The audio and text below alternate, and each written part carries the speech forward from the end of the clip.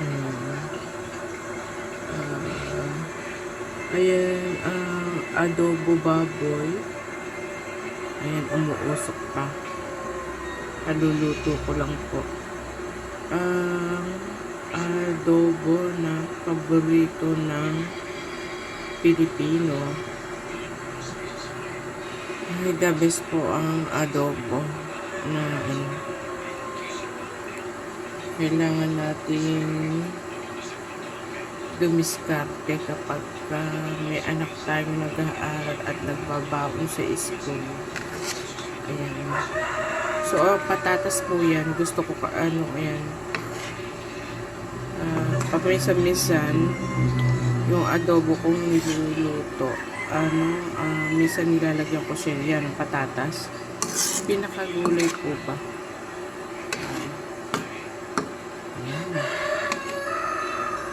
So, may pambaon na, may umagahan pa. Ayan. Sarap. Diba? Kapag Pilipino, tayong mga Pilipino ang mahilig sa mga adobo. Kaway-kaway po dyan sa pambansang paborito ng Pilipino, adobo baboy. Masarap kasi yung adobo kahit paminsan-minsan meron ganyan. Pero hindi nakakaalis umay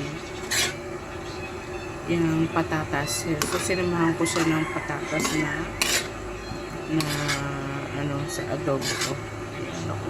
Tapos, mapapasisyahan ka sa Sa akin lang yan napakasarap kumain mga kaibigan, pero kailangan hanay-hanay nga sa pagkain, di po ba? Ayan. Adobo, ang paborito ng Pilipino. Ayan. Etong taba-taba natin sa asawa ko na yan. Dahil mahilig naman siya sa taba.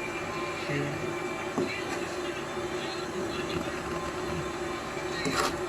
Kababayan, sarap ang adobo. Ayan. Bukas, naman kaya ang iisipin nating lulutuin para sa ibabaon ng ating anak. The best adobo po. Ayun mga kaibigan. The best adobo, paborito ng Pilipino na luto. Pambansang paborito ng may taba-taba pa ho. Sa asawa ko yung taba-taba na yan. At para ganaduhan siyang mag-work. Ayan, pag sa umaga, basta't karne ang umagahan ganadong magtrabaho.